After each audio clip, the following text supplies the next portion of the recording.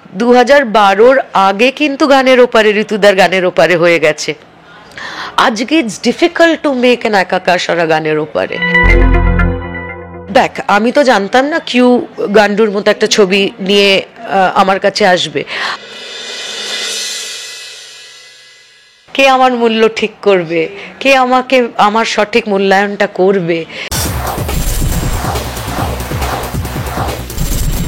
Entertainment ইন্ডাস্ট্রিতে বহু মানুষ আসেন, কিন্তু থেকে যেতে পারেন বছরের পর বছর সেই সংখ্যাটা যে খুব বেশি তা কিন্তু নয়। মানে শুরু করেন অনেকেই, তারপর শেষ অবধি ক্রিজের টিকে থাকার মানুষের সংখ্যা সত্যি কমে আসে, আস্তে আস্তে হাল ছেড়ে দেন। তো আজকে আমাদের সঙ্গে এমন একজন মানুষ আছেন বহু দিন আগের, মানে আমিও তখন ছোট ছিলাম তাকে দেখেছি, যদিও এখন তিনি আছেন একই রকমভাবে আমার সামনে, মানে টিভির পর্দায় তখন যেভাবে দেখেছিলাম এখন ঠিক একই রকম লাগছে। সবচেয়ে বড় কথা, আজকে আমি তার কথা শুনতে শুনতে এতটা অবাক হলাম যে এতগুলো কাজ, এত বড় তালিকা আসলে কখনো জাহির করেননি সামনে, সেইভাবে নিজের ঢাক কখনো পেটাননি। তাই হয়তো বহু মানুষ হ্যাঁ এইটায় উনি ছিলেন, ওইটায় উনি ছিলেন বলতে পারেন, কিন্তু তার সংখ্যাটা এতটাই লম্বা, আজকে কথা বলে আমি বুঝতে পারলাম এই মানুষের সংখ্যাও আছে। এই ধরনের মানুষের সংখ্যা আসলে সত্যি খুব কম, যারা এইভাবে টিকে থাকেন এবং কিছু না বলে শুধু নীরবে কাজটা করে যান। এবং তেমনই একজন মানুষ কমলিকা ব্যানার্জি। কমলিকা,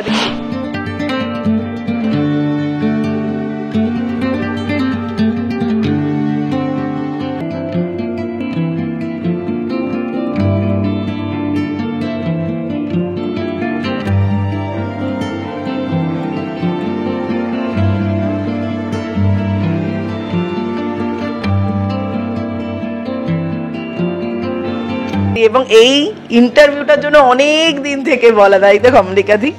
এবং ওয়েলকাম তোমাকে। প্রথমেই বলি কেমন আছো? ভালো আছি, ভালো আছি। আর প্রথমেই বলি, তোকে তুই বলি, থ্যাংক ইউ ফর ওয়েটিং। সবাই অপেক্ষা করতে জানে না, পারেও না, ও জানে।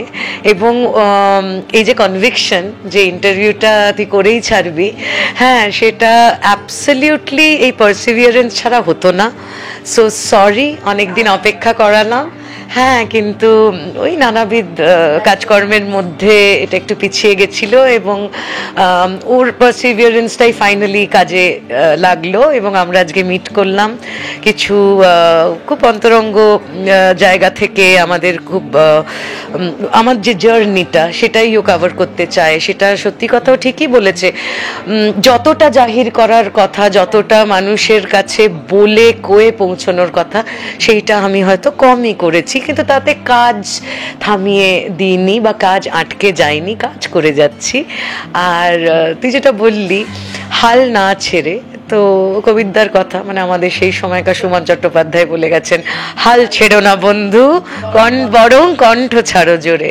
তো আমাদের কণ্ঠটা তো আমাদের কাজ দিয়ে, যে ক্রিয়েশনের মধ্যে আমরা বাঁচি, যে ক্রিয়েটিভিটির মধ্যে এতগুলো বছর পথ চলা আমার, সেটাই তো আমার কণ্ঠ, সেটাই তো আমার ম্যানিফেস্টেশনের জায়গা। তো কাজ করে যেতে হবে, কাজ করে যাচ্ছি। তুমি প্রথমেই এমন কিছু কথা বললে, সেখান থেকেই সত্যি অনেকগুলো প্রশ্ন আসে যে শুধু কাজ করে যাওয়ার কথা, কিন্তু মানে কাজের বাইরেও এখন অনেক বাহ্যিক কিছু প্রয়োজন হয়। তুমি কিন্তু জোর গলায় বলে যাচ্ছ যে কাজটা ঠিক পেয়ে যাচ্ছে, তাহলে এটাই কি সত্যি যে সত্যি সেইভাবে প্রয়োজন হয় না, বা আমরা ভেবে নিচ্ছি? না, সেটা হচ্ছে সময়টা বদলে গেছে। মানে একটু আগে আমি আর অর্পিতা ইন্টারভিউটা শুরু করার আগে আমরা একটু পুরনো গল্প করছিলাম, সেখানে আমি ওকে এটা বললাম এবং এটা সত্যি কথা, এটা ভীষণ বড় একটা সত্য যে আমাদের জেনারেশনটা যখন আমরা কাজ করতে এসছি, 98, 99, অনেক বছর হলো, আমারই প্রায় 25 বছর হয়ে গেল। I want to celebrate my 25 years of my work, my journey in film and television. আগামী বছর 2025 যখন পড়বে, তখন আমি নিশ্চয়ই এটাকে একটু বড় করে জাহির করে সেলিব্রেট করতে চাই, ফর শিওর। অনেকগুলো কাজের একটা বডি অফ ওয়ার্ক করেছি। তোর প্রশ্নটাতে ফিরে আসি। সো আমরা যখন কাজ শুরু করেছি, আমি টেলিভিশনকে আমার রুট বলি। Television is one of the greatest medium on audio visual platform or plethora আমি যদি বলি, টেলিভিশন একটা বিশাল বড় একটা জায়গা। আমি টেলিভিশনেরই মেয়ে, টেলিভিশন আমার মেডেন একটা জায়গা বলতে পারো, আমার অ্যাজ ইফ আমার মায়ের বাড়ি, বাপের বাড়ির মতো ব্যাপারটা। হ্যাঁ, থিয়েটার থেকে শুরু হওয়া, অরিজিনেট করা, তারপর টেলিভিশনে প্রথম কাজে আসা, কাজ করা। কিন্তু সেই সময় একটা মাহাত্ম্য ছিল, টেলিভিশনে আমরা যারা নতুন কাজ করতে আসছি তাদের নামগুলো যেত। মানে ধরো যখন একটা খুব নামকরা সিরিয়ালের এপিসোড শেষ হয়, তখন একটা স্ক্রোলিং হতো, টেকনিশিয়ান, সিনিয়র টেকনিশিয়ান, কারা কারা কাজ করেছে বিহাইন্ড দ্য সিন, কে পরিচালনা করেছে, কে ডিওপি ছিল, তাদের কে সাউন্ড রেকর্ডিস্ট, প্রত্যেকের নামের পরে আমাদের আর্টিস্টদের নাম যেত। ফর এক্সাম্পল, এক আকাশের নিচেতে সব থেকে সিনিয়র ছিলেন সৌমিত্রা মুখার্জি, আম্মা।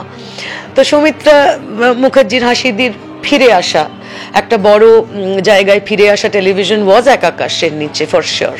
তো সেই কাজটাতে যখন আর্টিস্টদের নামগুলো যাচ্ছে, সৌমিত্রা মুখার্জি প্রমুখ, কল্যাণ চ্যাটার্জি, রুমকিদি থেকে শুরু করে আমার যে দাদা দিদিরা, অর্ধেন্দুদা হাসপাতালের ট্র্যাকে ছিলেন, মানে অর্ধেন্দু বন্দ্যোপাধ্যায় থেকে আমার দাদা দিদিরা, অপুদা, রনিদা, রীতাদি, চৈতিদি, চৈতি ঘোষাল, রীতা দত্ত চক্রবর্তী করে আমাদের যে জেনারেশনটা, কমলিকা বন্দ্যোপাধ্যায়, কনিনিকা বন্দ্যোপাধ্যায়, পরমব্রত, স্বস্তিকা, মানে হেন তো কেউ ছিল না, মনামি, দেবলীনা, অদিতি, কে কাজটা করিনি, সুদীপাদি। হ্যাঁ, এরা সব স্টলওয়ার্ট অ্যাক্টরসদের সাথে আমরা এদের সান্নিধ্যে বড় হয়েছি, কাজ করেছি। কিন্তু মজাটা হচ্ছে যে আমাদের নামগুলো যেত, এবং সেই এমন একটা প্রোডাকশন ছিল, এমন একটা কাল্ট কাজ ছিল এক আকাশের নিচে। হ্যাঁ, মিতালি ভট্টাচার্যার লেখা, রবি ওঝার পরিচালনা, সেখান থেকে আমাদের জার্নি। তো ওরম একটা কাল্ট কাজের জন্য প্রত্যেকটা মানুষ আজও বলেন তারা রাত 8টা হলে বাড়িতে বসে থাকতেন, কখন 8টা বাজবে আমরা এক আকাশ দেখব। এবং তখন থেকে তাদের রেডারেই নামগুলো ঘুরছে, যেটা একদম বন্ধ হয়ে গেছে টেলিভিশনে। আজকালকার জেনারেশনে যারা দারুণ কাজ করছে, যে ইয়াং জেনারেশন, অনেকে তারা থিয়েটার থেকে আসছেন, বা ফ্যাশন ওয়ার্ল্ড থেকেও আসছে, কিন্তু একটা ওয়ার্কশপ করে ফাইনালি একটা হিরো হিরোইন হিসেবে তাদের যখন আমরা দেখছি, আমরা তাদের নামটা সোশ্যাল মিডিয়ায় না হাতড়ালে জানতে পারছি না।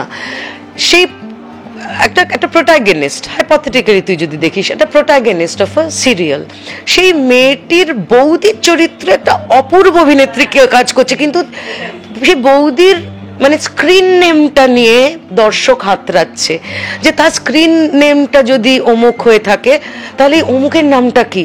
রাস্তাঘাটে দেখা হলে, আপনি ওখানে কাজ করেছেন না, আপনি ওই সিরিয়ালটায় কাজ করেছেন না, আপনি ওই বৌদির চরিত্রতে অপূর্ব লাগছে, আপনার নামটা বলবেন। আমাদের এটা গুণ ছিল, আমাদের নিজেদের নামটা চাউর করার আগেই যে যে প্রোডাকশনে আমরা কাজ করতাম, কি ছায়াছবি, কি ফিচার ফিল্ম অর টেলিভিশন, সেই প্রোডাকশন আমাদের সেই, আমি তো বলবো ওটা একটা বিরাট সম্মান। ওই নামটাকে ওরা সার্কুলেট করে দিয়েছে, এবং সেখান থেকে যে যেমন প্রমাণ করতে পেরেছে কাজের জায়গায়, তার স্কিল, তার গ্রেট অভিনয় করার ক্ষমতা। আমি একটা অভিনেত্রী হিসেবে অভিনয় নিয়েই বলছি, যখন মানুষের কাছে তার কাজ দিয়ে সে পৌঁছতে পেরেছে, একটা প্রমাণ করার ব্যাপার থাকে। পপুলারিটি এমনি এমনি তোমার সুন্দর দেখতে বলে তো তোমাকে সেটা দেবে না, আর সেটা বেশি দিনের নয়, এটা অন্য ধর ডিসকোর্স। বাট শুধু দেখতে শুনতে তুমি একটা চরিত্রে ভালো লাগবে বলেই যে তুমি পাট্টা পাবে তা তো নয়। তো সেখান থেকে ওই সম্মানটা সেই সময়ে দাঁড়িয়ে যারা কাজ করেছেন, যারা প্রোডাকশন করেছেন, তারা আমাদের অ্যাকচুয়ালি হেল্পই করেছে। সো মানে coming back to your question, আমাদের একটা দীর্ঘ স্ট্রাগল, দীর্ঘ প্রমাণ করার পথ চলার মধ্যে দিয়ে যাওয়ার পরে আমরা যখন সেই পরিচিতিটা পেয়েছি, আমরা যখন মানুষের কাছে পৌঁছতে পেরেছি, সেইটা হচ্ছে তার পরের সময়টা হচ্ছে সাস্টেন করা, মেনটেন করা, মাটি কামড়ে পড়ে থাকা। কখনো হাতে কাজ প্রচুর আছে, কখনো হাতে একেবারে কাজ নেই, which is an actors life, which is an artists life. একটা আর্টিস্টের জীবনটাই ভলাটাইল, সে সর্বক্ষণ বছরের পর বছর, মাসের পর মাস প্রচণ্ড ইনফ্লিক্টেড উইথ ওয়ার্ক হবে না, থাকবে না, তাকে বসে থাকতে হবে, সেই ধৈর্যটা তাকে দেখাতে হবে। তার যখন রেনি ডেজ আসবে, তার যখন খারাপ সময় আসবে, হাতে কোনো কাজ থাকবে না, সেই সময় যাতে সে জীবন যাপনটাকে টেনে নিয়ে যেতে পারে, সেটার জন্য একটা বেসিক এলিমেন্টারি একটা সেভিং রাখা। হ্যাঁ, কারণ টাকার কোনো সে অর্থে কোনো মূল্য হয় না। হ্যাঁ, টাকা শেষ হয়ে যায়, যত বড় রোজগারই তুমি করো, যত কোটি কোটি কারি কারি টাকাই তুমি রোজগার করো কোনো কাজ থেকে, সেটার একটা লঞ্জিভিটি আছে, সেটা একটা দিন ফুরিয়ে যাবে, সেটা একটা ম্যাটেরিয়াল বিষয়।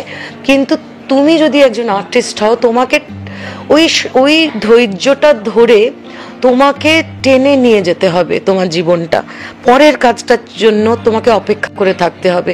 হয়তো এই প্রত্যেকটা বিষয় ভীষণ হার্ডকোর একটা স্ট্রাগল অর্পিতা, সেই স্ট্রাগলের মধ্যে দিয়ে আমরা গেছি। আজ 25 বছর পরে আমার হয়তো একটা রেমিউনারেশন, একটা সিনিয়র অ্যাক্ট্রেস, একজন সিনিয়র আর্টিস্ট হিসেবে যেটা আমার প্রাপ্য। যদিও আমি মনে করি আর্টের কোনো মূল্য হয় না, কে আমার মূল্য ঠিক করবে, কে আমাকে আমার সঠিক মূল্যায়নটা করবে, এটা যেমন একটা খুব অ্যাম্বিগুইটিপূর্ণ একটা জায়গা। কিন্তু একটা সিনিয়রিটি হলে, মানুষের মনে পৌঁছলে, একটা পরিচিতি একটা মানুষের কাছে যখন একটা পপুলারিটি আসে, সেইভাবে আমাদের রেমিউনারেশন বাড়তে বাড়তে একটা জায়গায় আসে। I am a character actor, I'm known for that. I've been a supporting actor in television and a lot of films. হ্যাঁ, by God's grace, আমার বাবা মার আশীর্বাদ। আমার বাবা মা এখন নেই আমার সাথে, ওরা চলে গেছেন, কিন্তু ওদের সাপোর্ট এবং ওরা চলে যাওয়ার পরে, মানে এই জগৎ থেকে চলে যাওয়ার পরে যখন একটা অন্য র্যালেমে চলে যায়, তখন আমরা তাদের গার্জিয়ান এঞ্জেল বলি। তখন ওরা আমাদের শুধু গার্জিয়ান হয়ে থাকে না, এঞ্জেলিক একটা ব্লেসিং। আমার মনে হয় তাদের আশীর্বাদ, তাদের টুমালশাস সাপোর্ট। আমার একটা দাদা আছে, আমার একটাই দাদা, নিজের দাদা, তার টুমালশাস সাপোর্ট, সে এখন আমার বাবার মতো হয়ে গেছে, আমার গার্জিয়ান হয়ে গেছে। তো এদের ওই সাপোর্ট আর আমার বাবা মায়ের লেট প্যারেন্টস ব্লেসিংস এতটা এটা আমাকে বিশ্বাস করায়, এটা আমি বিশ্বাস করি যে সেটার জন্য আমি ওই মাটি কামড়ে পড়ে থাকতে পারলাম এবং খারাপ সময় দিয়ে গেছি। পার্সোনাল ভালো মন্দ সবার জীবনে যেমন আসে, আমারও এসছে। সেগুলোর মধ্যে দিয়ে পেরিয়েও কখনো মনে হয়নি যে এই কাজটা আমি করব না, কারণ এই কাজটাই আমি জানি। আমি অভিনয়টাতেই শুধু বসে থাকিনি। থিয়েটার ছাড়া বাংলায়, আমি অন্য স্টেটের কথা এই মুহূর্তে বলছি না, আমি যেখানে জন্মেছি বড় হয়েছি আমার বাংলার কথা বলছি, এখানে থিয়েটার ছাড়া অভিনয় শেখা কোনো জায়গা নেই।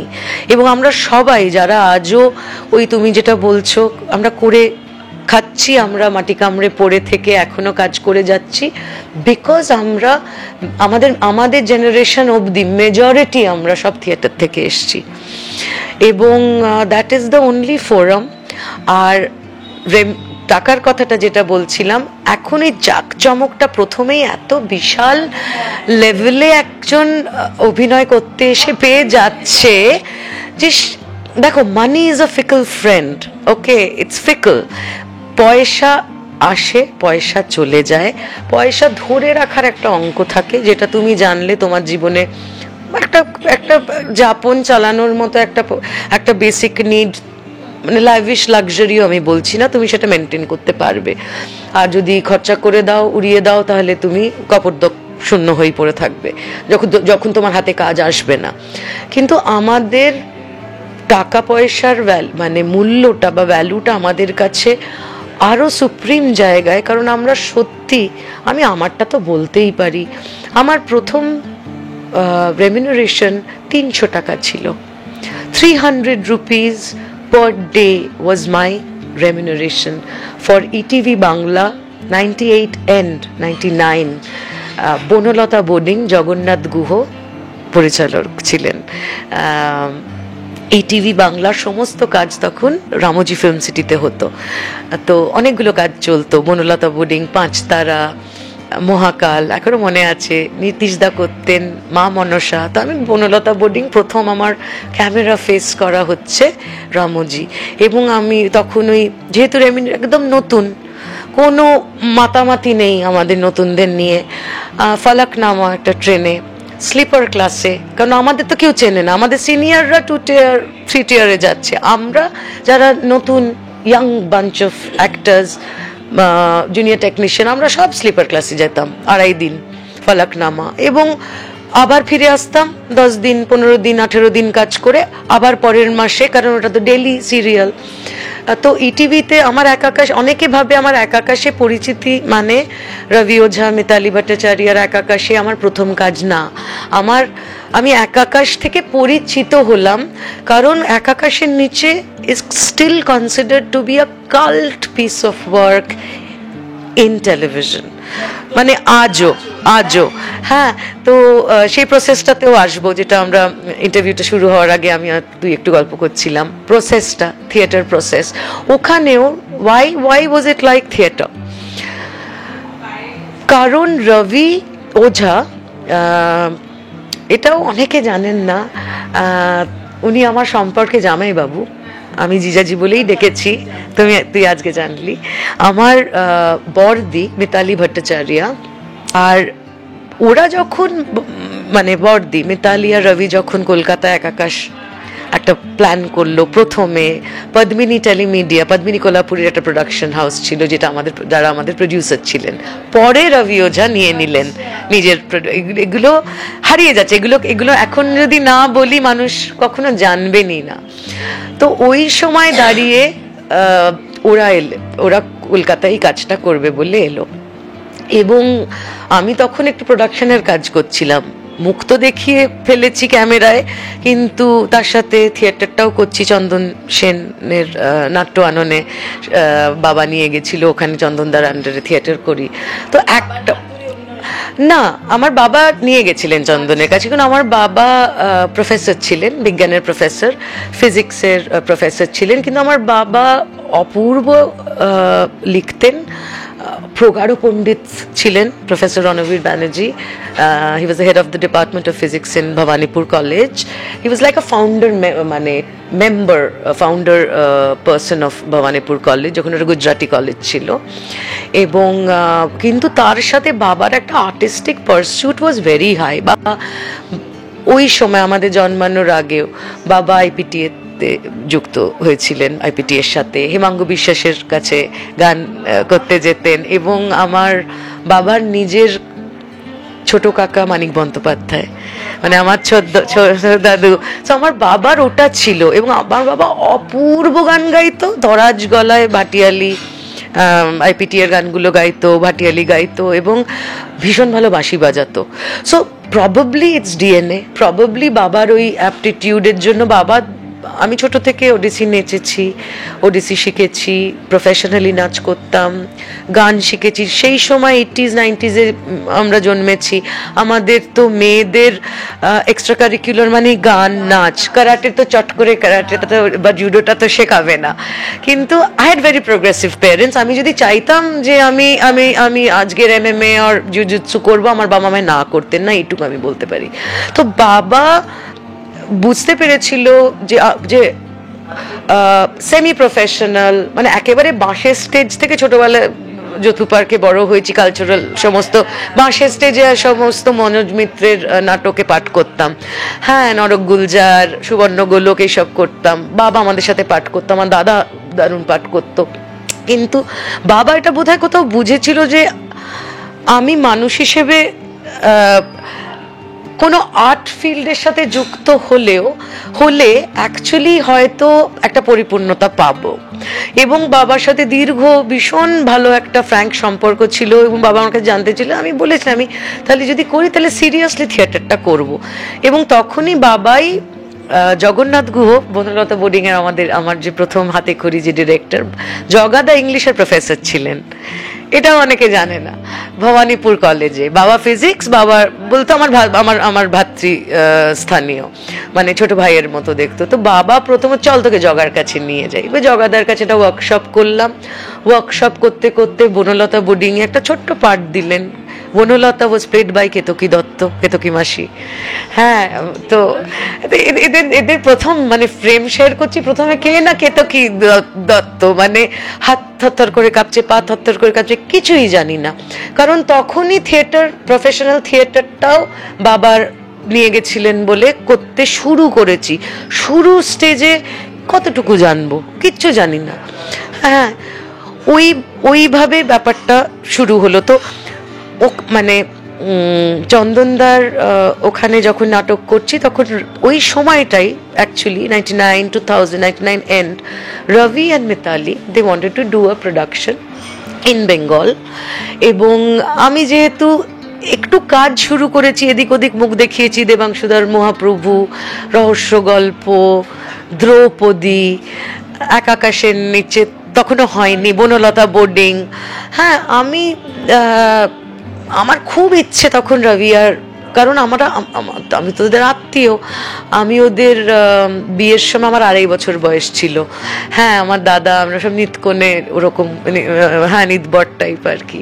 আর ভীষণ ফেভারিট দিদি, সব থেকে বড়, আমি সব থেকে ছোট বাবার দিকে, মিতালি আর আমি। হ্যাঁ, এবার চট করে ওরা ঠিক ভরসা পাচ্ছে না, কিন্তু রবি জিজাজি একটু লেগেছিল, আমার এখনো মনে আছে। একটু প্রোডাকশনে আমাদের হেল্প করছিলাম, যেহেতু নাটকের দলের সাথে যুক্ত হয়েছি, ওখান থেকে আমিও সাজেস্ট করছি এই চরিত্রটা একে নাও, ওই চরিত্রটা এটা কেমন হবে, ওই লেভেলে। কিন্তু বলতে পারছি না যে ছোট বোনের চরিত্রটা কেউ কাস্টিং হয়নি।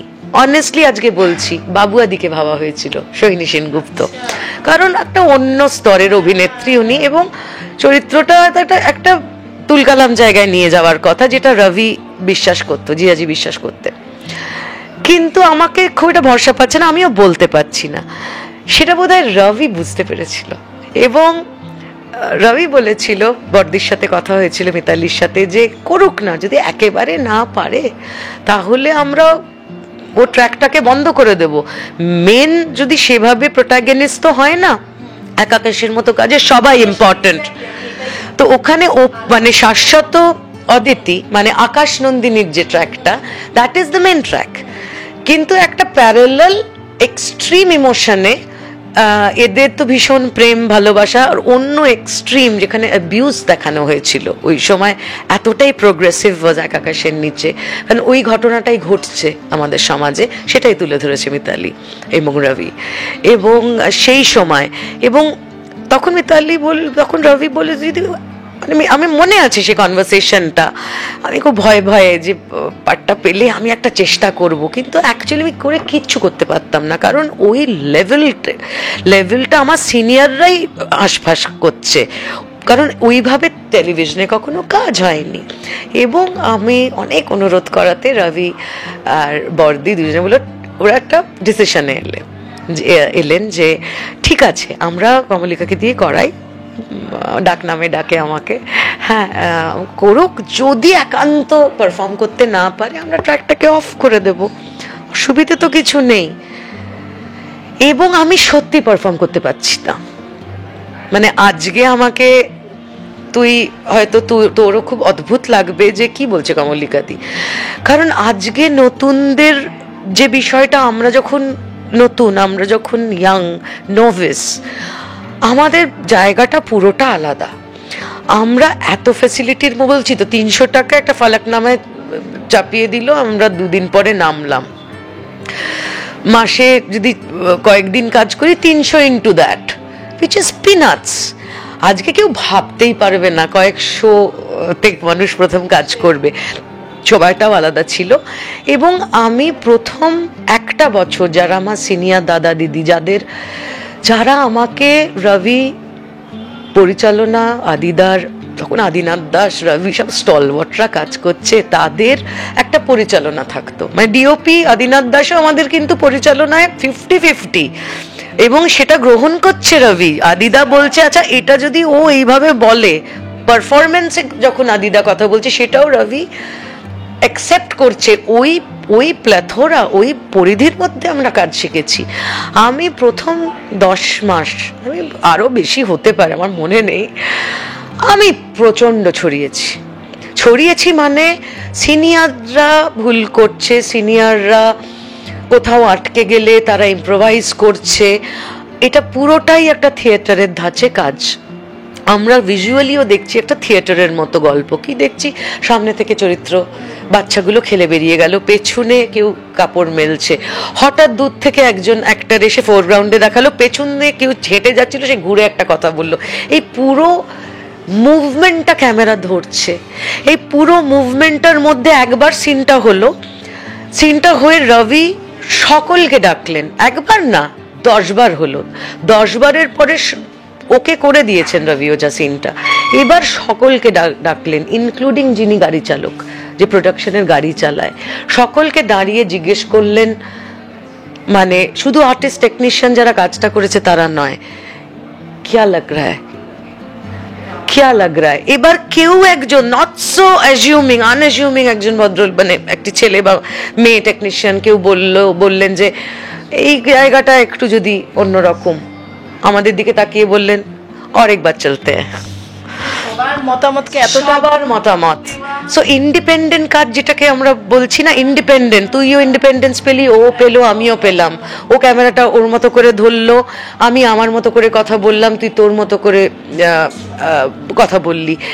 এই ইন্ডিপেন্ডেন্সটা যখন কোনো তথাকথিত কোনো স্ট্রাকচার্ড কাজে সেটার প্রকাশ পায়, তখনই সেটা কাজ অনুযায়ী চেঞ্জ হয়। তখন ইন্ডিপেন্ডেন্সটা, স্বাধীনতাটা একটু একটু করে তোমার আমার হাত থেকে নিয়ে নেওয়া হয়। কিন্তু একাকাশ আজও কাল্ট, আজও একাকাশের কথা রাস্তায় কোনো অনুরাগী এসে কথা বললে, আমি রিসেন্ট অনেক ভালো ভালো ছবি, হিট ছবি, সুপারহিট ছবি, সমালোচিত ছবি, অনেক কিছু নিয়ে তো কথা বলে, একবার একাকাশ নিয়ে আজও কথা বলে, তার মানে it has deep down affected the. এবং আমার ভুলের কথা থেকে তোকে যেটা বলছিলাম, এইটা আমার তখন মাথাতেই ঢুকছে না। তার আগে আমি যা যা ছোট ছোট মুখ দেখিয়েছি, কাজ করেছিস, ক্যামেরা এরম বসিয়ে দিল, ক্যারেক্টারকে দাঁড় করিয়ে দিল বা বসিয়ে দিল, আমরা সংলাপ বলছি। আমাদের দৌড়ে পেছনে গিয়ে ছাদে উঠতে হচ্ছে না, আমাদের দৌড়ে পেছন থেকে এসে সামনে ফোরগ্রাউন্ডে ধাস করে পড়ে যাচ্ছি, আমাদের কেউ এসে তুললো, সে সিনটা শুরু করলো। মানে এমন সব থিয়েটার বেস্ট সিনস করিয়েছে যে আমার তো প্রথম মাথার ওপরে ফুল ট্যানজেন্ট। এবং যেহেতু উনি আমার সম্পর্কে, আজ আমি সেটা বুঝতে পারি, তখন আমার খুব কষ্ট হতো, কারণ আমি খুব ঝাড় খেতাম, প্রচণ্ড বকতেন আমাকে। আমাদের generation, last generation of artists in Bengal, I don't know the other industry, so I will not comment. বাংলায় আমি এইটুকু বলতে পারি যে ওই ধরনের কাজ এত নতুন ছিল। আর আমি যেহেতু আজকে বুঝতে পারি সে আমার উপর কেন এত রাগ করতো, সে আমার উপর রাগ না, আমি যে বুঝতে পারছি না এই যে একটা বিশাল প্ল্যাথোরায় কাজ হচ্ছে, যেটা লিনিয়ার নয়, ফর শিওর লিনিয়ার লেভেলে নয়। এটা আমাকে যখন বুঝতে পারছি না, আবার সে রিপিটেড ভুলটা করছি, আমাকে চূড়ান্ত বকতো। আমি এটা হরপ করে বলতে পারি, অর্পিতা, ওই জেনারেশনের পরে, আমাদের জেনারেশনের পরে বকুনিটা বন্ধ হয়ে গেছে। কোনো আর্টিস্ট ভুল করলে আই এম শিওর ডিরেক্টর, প্রডিউসারকে বাদ দিচ্ছি, ডিরেক্টর বা সিনিয়র ক্যামেরাম্যান যে তাকে বকবে, তারা ভয়ে আজকে বকবে না, কারণ এটা নিয়ে আবার কি ঝামেলার সম্মুখীন তারা হবে। কিন্তু আমাদের জেনারেশন, আমি এটা হরপ করে বলতে পারি, শুধু আমি না, আমার সাথে যারা কাজ শুরু করেছি ওই সময়টা ধরে, আমার যারা কন্টেম্পোরারি, সবাই বিভৎস লেভেলে বকুনি খেয়েছি। বকুনি ক্ল্যাপ বোর্ড ছুঁড়ে মেরেছে, একটা খারাপ ইংরেজিতে কথা বলেছি মেকানিক্যাল ডল। আর আমি কাঁদছি। আর আমার সিনিয়র যারা দাদা দিদি করতো, ও যে এই ছেড়ে দেবো কিছু, তখন বোধহয় এই তো শুরুই করিনি, ধরিনি তখন ধরতাইটাই হয়নি, তখন ছাড়বো কি, আমি তখনই একটা কিছু ছাড়বো যখন আমি সেটাকে গ্রিপ করেছি, ধরেছি। সো ছাড়ার তো কোনো বিষয় নেই, বরং কি করে ভুলটা বন্ধ হবে ভাবছি। তো এখন তো এই সময়টাই দেওয়া হয় না, এখন সময়টা নেই বিকজ আমি রিসেন্টলি একটা কাজ করলাম, আমি অনেকগুলো সিরিয়ালে তো পাঠ করেছি, প্রচুর সিরিয়ালই করে গেছি, এবং 2003-04 পর থেকে সাইমালটেনিয়াসলি সিনেমাও করেছি। এখন জিনিসটা যেটা বুঝতে পারছি, 2012 পর আমি একটা গ্যাপ দিলাম। গ্যাপ মানে আমি পুরো সিনেমায় শিফট না করে একটা পার্শিয়াল শিফট করলাম। অগাধ ছবি করেছি সেই সময়টা চুটিয়ে, হ্যাঁ, যে না হলে 97 ফিল্মস 25 বছরে টাচ করব কি করে, রাইট? অ্যান্ড অল জনরার কাজ করেছি, from mainstream to art house cinema and absolutely underground alternative যে ছবি, যে জায়গাটা ওয়ার্ল্ড সিনেমার, সেটাও টাচ করে কনস্ট্যান্ট করে যাচ্ছি। এবার এইটুকু বুঝতে পারলাম যে 2012 পরে আস্তে আস্তে এই কর্পোরেট ধাঁচে জিনিসটা বদলে যাচ্ছে, বিকজ ডিজিটালাইজেশন কখনোই সফলতা পাবে না যদি স্ট্রাকচারটা, তার বাইরের কাজের যে কর্মক্ষেত্র আমাদের, সেটা যদি, সেই স্ট্রাকচারটা যদি কোথাও একটা কর্পোরেট অ্যাডাপ্ট না করে, কর্পোরেট যে mode of work, practice of work, process, তাহলে সম্ভব নয়। সেই সময় থেকেই টাইমটা আর এইটা সম্ভবত চলছে।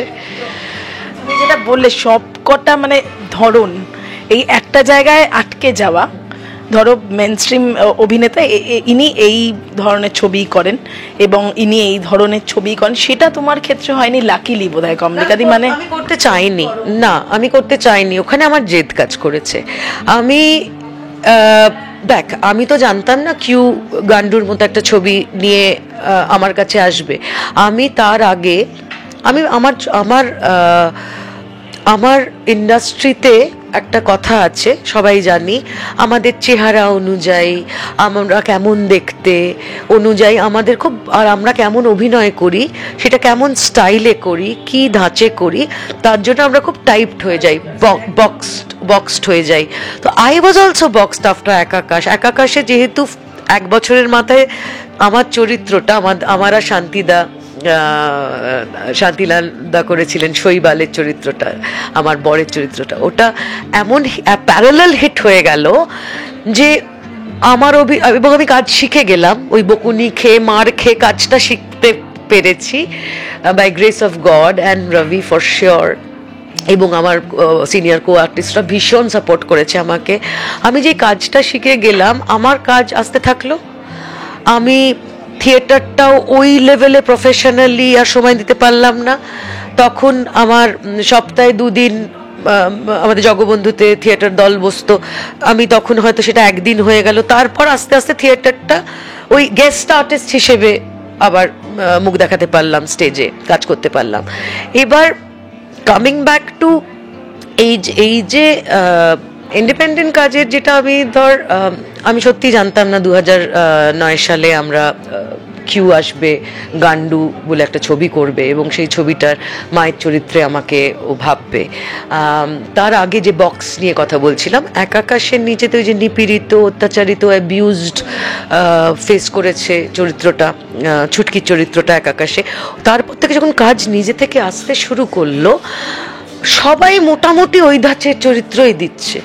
সো আমার জীবনেও একটা কাজ, সেটা 10 বছর পর হোক কি 12 বছর পর হোক, এমনভাবে এসে আমার ক্যারিয়ারের মোড়টা ঘুরিয়ে দিয়েছে। কিউয়ের এই ছবিটা সেটাই। এই ছবিটা নিয়ে একটা ফুল ইন্টারভিউ এই ছবিটা নিয়ে হয়ে যায়, সেটা আমরা সময় নিয়ে পরে কখনো নিশ্চয়ই এটা নিয়ে কথা বলবো। কিন্তু এই ছবিটা was the first, like my first baby, মানে it is like a first baby in independent space. এই ছবিটার পর থেকে ওই যে অল্টারনেটিভ আন্ডারগ্রাউন্ড যে ছবিগুলো, কিউবের তখন ছিল ওভারডোজ, এখন যেটা অর দ্য জয়েন্ট, ওভারডোজই পরপর ছবি করলো। তারপরের ছবিটাই গান্ডু দেখে এত ভালো লেগেছিল অনুরাগ কাশ্যপ, এনএফডিসির সব বড় বড় মাথাদের, Anurag Kashyap actually came in to the scene. উনি লাইন প্রডিউসার হিসেবে কাজ করেছিলেন তাসের দেশের জন্য, এনএফডিসির প্রোডাকশন। তাসের দেশে আমি পাঠ করিনি, আমি কোরাসে গান গেয়েছি, কারণ আমরা একটা কালেকটিভের মতো করেছিলাম। লুডো, এই ছবিগুলো করতে করতে অ্যাকচুয়ালি নজরে পড়লাম সুমন মুখোপাধ্যায়ের। জয়রাজ আমার কথা, আমার এখনো মনে আছে, আমার কথা বলেছিলেন লালকে ফর বেচামনি, কাঙাল মালসাট।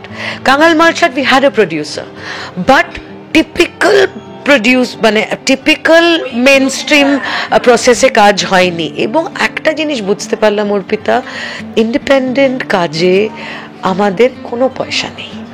আমাদের থিয়েটারে যেমন কোনো পয়সা নেই, ওখান থেকে তুমি অঙ্কটা শিখছো, ওখান থেকে একটা ডিসিপ্লিন, একটা থেরাপির মতো থিয়েটার তোমাকে একটা অন্য মানুষ তৈরি করে দিচ্ছে। তেমনই ইন্ডিপেন্ডেন্ট সিনেমা তোমাকে আলাদা করে একটা বিশাল স্বীকৃতি বা পয়সা দিচ্ছে না। যে স্বীকৃতিটা দিচ্ছে সে স্বীকৃতিটা পৃথিবীতে বিরল, এবং ওটা আমার ভালোবাসার জায়গা তৈরি হলো। স্যাটিসফ্যাকশন মানে কাজের, অফকোর্স, মানে আমি জানি আমাকে মেন স্ট্রিমের অভিনেত্রী, আমি আমার সিনেমা টেলিভিশন করে যেতে হবে। এটাকে আমি আমার ব্রেড অ্যান্ড বাটার করেছি, এটাকে আমি আমার প্রফেশন করেছি, তো এটার সাথে আমার প্রফেশনাল লেনদেন আছে। এটা নিশ্চয়ই আমাকে জিইয়ে রাখতে হবে, নয়তো আমি সার্ভাইভ করতে পারবো না এই পৃথিবীতে। কিন্তু independent expression of art, independent cinema, তার যে এক্সট্রিম আন্ডারগ্রাউন্ড কাজগুলোর সাথেও আমি যুক্ত থাকতে পেরেছি। It's a very big space for me.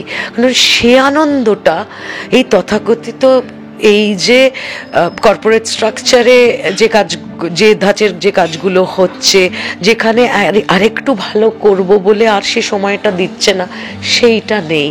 সেই অন্যটাতে পয়সা আছে, এটা আমি খুব সুন্দর করে বুঝে গেছি আজ থেকে 10 বছর আগে, 10 না 14 বছর আগে বুঝে গেছি। 2009-10 থেকে বুঝে গেছি যে এই কাজগুলো আমাকে, আমার মাইলেজ, আমাকে স্বীকৃতি, আমার পয়সা, আমার this will run my gas, but the other part of that expression of art is giving me the satisfaction of an artist. সেটা আমাকে আর পৃথিবীতে কিছু দেয় না। জন্য তোমার মধ্যে কোনো বিরক্তি আসেনি? আমি এখন অনেক সিনিয়র আর্টিস্টদের মধ্যেই দেখি যে কাজ নিয়ে আসবে না, কারণ আমি সবসময় নিজেকে চ্যালেঞ্জের মধ্যে রাখছি। মেবি আমি মানুষটা হয়তো খুবই আলাদা, আমি সবসময় নিজেকে একটা চ্যালেঞ্জের মধ্যে রাখতে চাই। এটা অনেকেই জানে না, সবাই হয়তো মনে করবে যে আমি মেন স্ট্রিমের একটা ফেস বা ইন্ডিপেন্ডেন্ট ওয়ার্কের আমি একটা ফেস। আমি কিন্তু শুধু তাই না, আমি থিয়েটারও, যেমন প্রফেশনাল থিয়েটার অশোকনগর নাট্য আনন, চন্দন সেনের যে দল আমাদের, আমি সেটাও যতটা সিরিয়াসলি করেছি, আমি মাচাও করেছি। আমি 2005 2 বছর বাবুয়া ভৌমিক, তখন ওই মাচা, আমি গ্রামে গঞ্জে 20,000 18,000 লোকের সামনে গান গেয়েছি, মনোরঞ্জন করেছি। সো আমি যেহেতু ওই রিজিডিটিটা রাখিনি, আর সো আমি বিভিন্ন এক্সট্রিম দিকে গিয়ে সেই চ্যালেঞ্জগুলোকে অ্যাকসেপ্ট করেছি, আর সেই চ্যালেঞ্জগুলো এমব্রেস করেছি, যার জন্য আমার বোর্ডাম আসেনি। আমি 25 বছরে দাঁড়িয়ে তোকে বলতে পারি অর্পিতা, আমার বোর্ডাম আসেনি। আমার যখন হাতে কাজ থাকেনি, আসেনি, কাজ আসেন, এমন হয়েছে যে কাজ নেই, আমি ঠিক কিছু না কিছু আমার প্যাশন বা আমি সেটার সাথে যুক্ত থেকে আমি করে নিয়েছি। যখন আমার এখনো মনে আছে, যেহেতু আমি কিউয়ের সাথে এতগুলো কাজ করেছি, ও জানে আমি ওর প্রসেসটা গুলে খেয়েছি, মানে আমি জানি ও হা করলে ও কি বলছে। যখন আমি একটা সময়, আমার প্রি প্যান্ডেমিক একটা সময় গেছে, যখন খুব কাজ করছি না, কিউই আমাকে বললেন যে তুই কাস্টিংটা দেখবি। তারানাথ তান্ত্রিক করলাম ফর হইচই, সেটার কাস্টিং, ওটা আমার একটা নতুন জিনিস, কাস্টিংয়ের কাজ করলাম। 80 থেকে 100 অডিশন নিয়েছি। তারপর আমার মাথার ওপর কিউরা রয়েছে, ওরা কাকে নেবে কাকে নেবে না, কে ভালো সেটা বেছে নিয়েছে। এই যে সারাদিন এই অফিসে গিয়ে কাস্টিং ডিরেক্টর হিসেবে তাদের অডিশন নিচ্ছি, এবং তাদের সাথে তাদের কিউটা আমিই দিচ্ছি, because I am an actor. এই মজাগুলো জীবনে নিজেকেই খুঁজে নিতে হয়। হয়তো করে গেছি রাদার থিয়েটারের ক্ষেত্রেও সুমন মুখোপাধ্যায় থিয়েটারে he is a stalwart right Suman মুখোপাধ্যায়ের পরিচালনায় man of the heart times of life and times of Lalon Fakir man of the heart যেটা লাল করতো আমি আর জয়রাজ সেখানে স্টেজ ম্যানেজমেন্টের কাজ করেছি স্টেজ ম্যানেজমেন্ট খুব কম মানুষ মানে ভারতবর্ষে জানে যারা ভীষণ থিয়েটারের মানে খুবই prominent theatre practitioners of India তারা জানেন এটা বিদেশের ধাঁচের কাজ হয় আর যেহেতু সুমন মুখোপাধ্যায় নিজে বিদেশে অত বছর থিয়েটার নিয়ে পড়েছে এবং পড়িয়েছে সে তার থিয়েটারে একটা ইন্টারন্যাশনাল ছাপ আছে এবং এখনও মনে আছে রঙ্গশঙ্করা থিয়েটার ফেস্টিভ্যালে ম্যান অফ দ্য হার্ট গেছে রঙ্গশঙ্করা ব্যাঙ্গালোরে everybody is in talk back হ্যাঁ মানে বিদেশের মতো তো ওইটা প্রথমে তো আমি কোন জানি না আমি স্টেজে পাঠ করেছি স্টেজে ম্যানেজ করবো কি করে জানি না বিদেশের মতো বাট ওই ফ্রি ফ্লোটা রেখেছি রিজিড হইনি ঠিক আছে শিখে নেব এবং ওটা আমরা 13টা শো হয়েছিল ম্যান অফ দ্য হার্টের তার সাথে তখন ছায়াবাজি করছি নাটকটাকে জিইয়ে রেখেছি বোর্ডম না আসার কারণ হচ্ছে নাটকটাকে জিইয়ে রেখেছি থিয়েটারটাকে জিইয়ে রেখেছি যখন চন্দনদা ডেকেছেন অ্যাজ আ গেস্ট আর্টিস্ট দৌড়ে গিয়ে ছায়াবাজিতে পাঠ করেছি এই অনির্বাণ মিশকা অসিত বসু মানে অসিত দা এদের মতো বিশাল অভিনেত্রীদের সাথে স্টেজ ম্যানেজমেন্ট করেছি লাইন প্রোডাকশনের জন্য কখনো কেউ বলেছে দৌড়ে গেছি কেউ কখনো ডেকেছে তারানাথ তান্ত্রিকের কাস্টিংটা দেখ ঠাকুমা ঝুলির কাস্টিংটা দেখ so that is what if you can churn in your life there is no boredom আর তো নিজের কিছু ভালো লাগা বিষয়গুলো থাকে বই পড়া সিনেমা দেখা আমি খুব লিখি সেটা নিয়েও একদিন আমরা পরে আলোচনা হবে তোর সাথে আড্ডা হবে সব কিছুর মধ্যে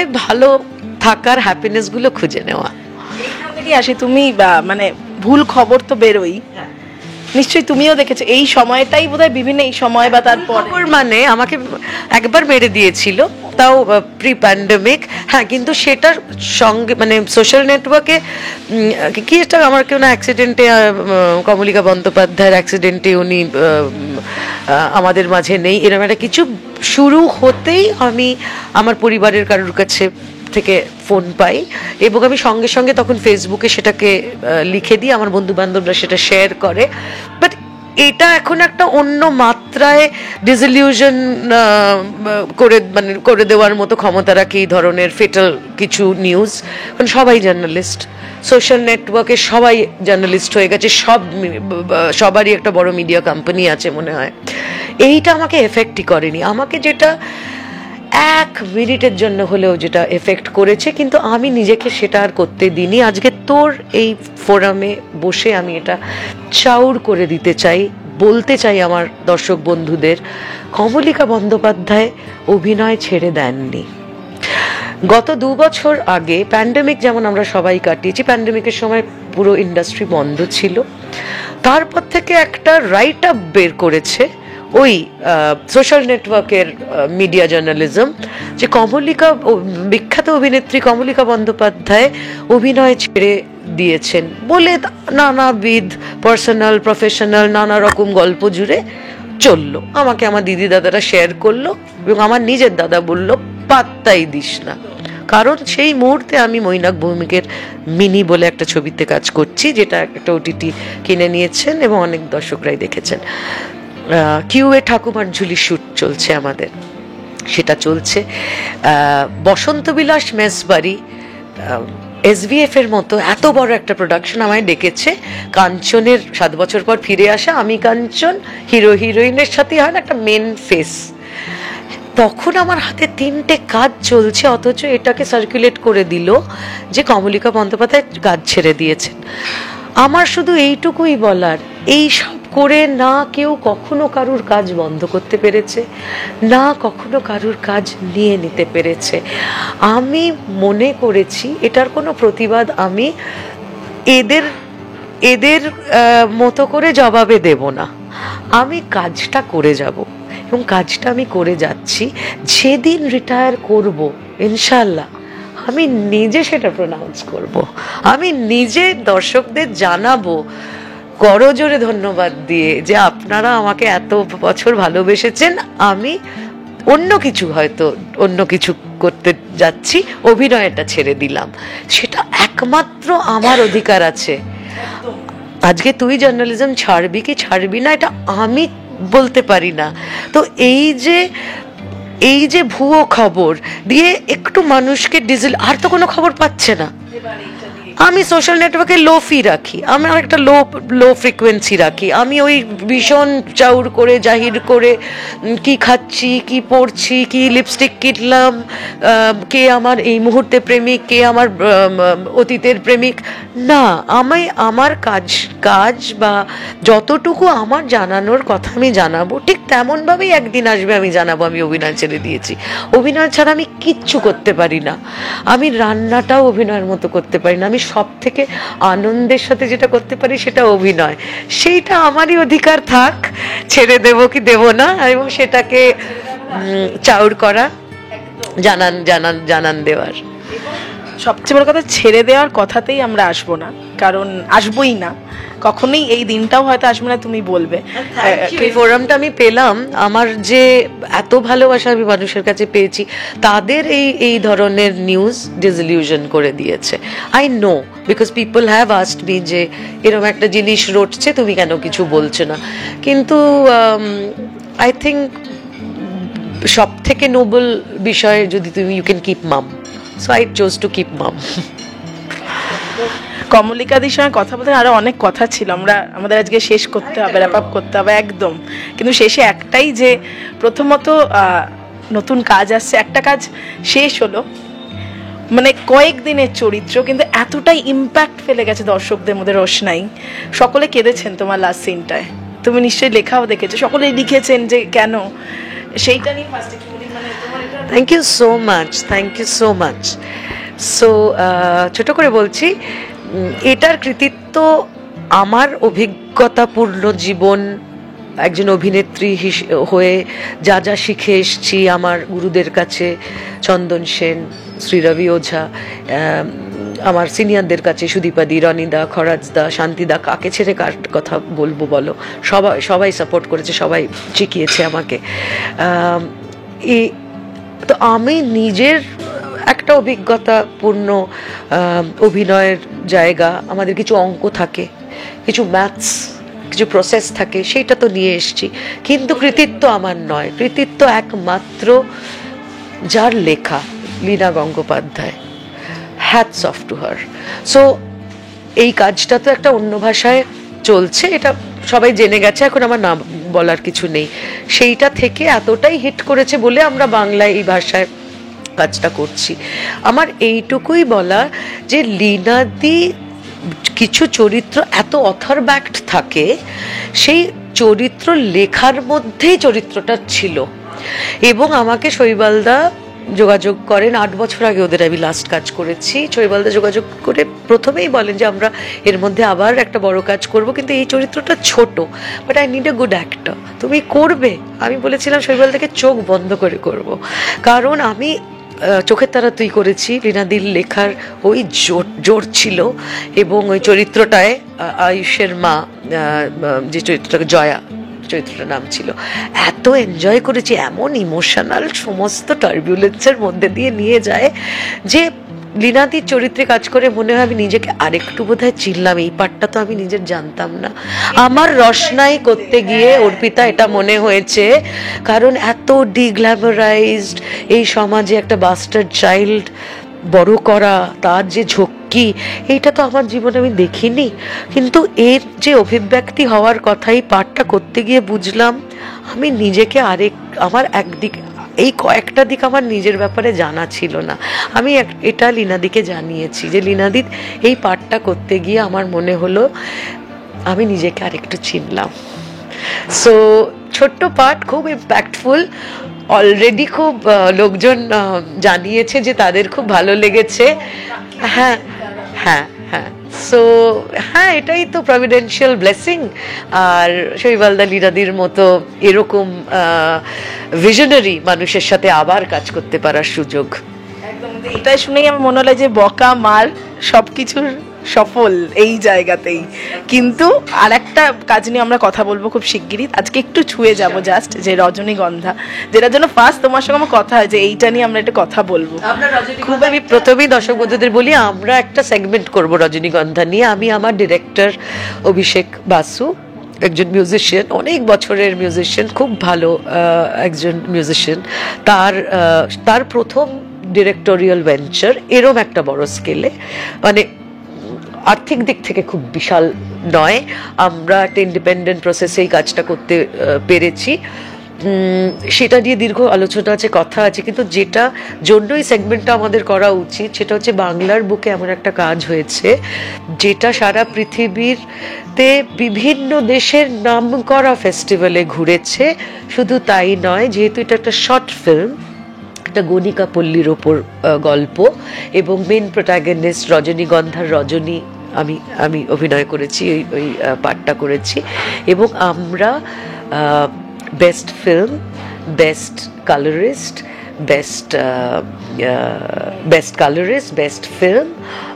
বেস্ট ফিল্ম তো আমাদের অভিষেকই, he has the potential of becoming the best director because if your film is best, but আমিও অভিনেত্রী হিসেবে তিনটে খুব নামকরা ফিল্ম ফেস্টিভ্যাল, ইন্টারন্যাশনাল ফিল্ম ফেস্টিভ্যালে পুরস্কৃত হয়েছি, টার্কি থেকে, ক্যালিফোর্নিয়া আর সুইডেন। আর আমাদের যে কমিউন, আমাদের যে প্রোডাকশন, অলটুগেদার আমরা 14টা পুরস্কার পেয়েছি। খুবই লোফি অবস্থায় ব্যাপারটা রয়েছে, হ্যাঁ, কারণ এখনো অনেক দেশে আমরা ওটা পাঠিয়েছি যেগুলো কম্পিটিটিভ সেকশনে ঘুরছে, এবং একবার সব শেষ হলে আমরা ওটিটিতে এটা নিশ্চয়ই আমরা চেষ্টা করব যাতে মানুষ এটা দেখতে পায় আমাদের ছবিটা, এবং তার জন্য আমরা যেখানে যেখানে যে ওটিটির সাথে কথা বলার কথা, আমরা সেই দিকে ভাবনা চিন্তা নিয়ে যাচ্ছি। তো রজনীগন্ধা এই ছবিটা নিয়ে, এই প্রসেসটা নিয়ে, এবং একজন এম্পাওয়ার্ড নারীর গল্প। সে হয়তো একটা গণিকা পল্লীর রিপ্রেজেন্টেশন আছে তার চরিত্রের মধ্যে, কিন্তু সে যে কি এম্পাওয়ার্ড, এবং এই ছবিটা আজকের দিনে ভীষণ ইম্পর্ট্যান্ট একটা সিনেমা, যেটা নিয়ে আমার মনে হয় আমি আর অর্পিতা আরেকটা সেগমেন্ট করবো। এখানে শেষ করছি, কিন্তু এটা সত্যি যে তোমারও অনেকগুলো থেকে আমি জানতামই না, মানে তুমি যে দিকগুলো বললে সেগুলো জানলাম, আরও অনেক কিছু বাকি কমলিকাদির ব্যাপারে জানার, মানে খুব সহজে যেভাবে জাজ করে ফেলেন যে এই তো কাজ এখন করছে না, হয়তো এমনি, কত দিক আমি নিজেও জানতাম না। যাই হোক, জাজমেন্টাল, তারা তাদের কাজ করবে, তুমি তোমার কাজ করে যাও, নোর, এবং এগিয়ে যাও। একদম একদম, থ্যাংক ইউ কমলিকাদা, অনেকটা সময় দিলে। জাস্ট সদ্য টেলিভিশনে কাজটা তোমার শেষ হয়েছে, ব্যস্ততা কাটিয়েই কিন্তু আবার নতুন কাজ নিয়ে আমরা কথা বলবো। শেষে তোমার দর্শকদের কি বলবে? হ্যাঁ, দর্শকদের এইটুকুই বলবো, অনেক অনেক ভালোবাসা আপনাদের আমি পেয়েছি, যেটা আমার জীবনে একজন অভিনেতা বা অভিনেত্রীর জীবনে একটা বিশাল সাপোর্ট। এটা একটা অদ্ভুত ট্রিগার কাজ করে। আমি যদি জানি যে আমি আমার কোনো কাজ করে সেই কাজটা দেখে কোনো মানুষের মনে পৌঁছতে পেরেছি, তার মনে স্থান পেয়েছি, সেটা itself is a big kick. তো আপনারা কারা কারা সারা পৃথিবী জুড়ে কারা আছেন যারা আমার কাজ দেখেছেন বা যারা আমাকে এত ভালোবাসা দিয়েছেন, আমি তো সেটা কোনোদিন আমৃত্যু দেখতে পাবো না। আপনারা কারা ছিলেন, কিন্তু এইটুকু, যখন কোনো মানুষের সাথে অচেনা অজানা জায়গায় দেখা হয়, তখন তো তাদের ডিরেক্ট ফিজিক্যাল প্রক্সিমিটিতে তাদের মিট করি, তারা যখন এত ভালোবাসা দেন, আজকে সোশ্যাল নেটওয়ার্কে এত ভালোবাসা দেন, যখন কোনো ছবি রিলিজ হলে হাউসফুল করে আপনারা সমস্ত কিছু ছাপিয়ে উপেক্ষা করে সেই হলে পৌঁছে ছবি দেখেন, তার মানে ভালোবাসার জায়গাটা অগাধ। এইভাবেই পাশে থাকুন, এইভাবেই ভালোবাসা দিন, এবং আপনাদের এই ভালোবাসাটা সাইলেন্ট হলেও আমাকে আমার 25 বছর মাটি কামড়ে বেঁচে থাকতে সাহায্য করেছে। তো I am grateful to you, I am grateful to all of you. আমার দর্শক বন্ধুদের এইটুকুই বলবো, সাথে থাকবেন, ভালো রাখবেন, ভালোবেসে যাবেন। Thank you. Tollywood focus Kolkata চ্যানেলটি আপনাদের ভালো লাগলে লাইক করুন, সাবস্ক্রাইব করুন এবং আপনাদের প্রিয় ভিডিওটি অবশ্যই শেয়ার করুন। Tollywood focus Kolkata.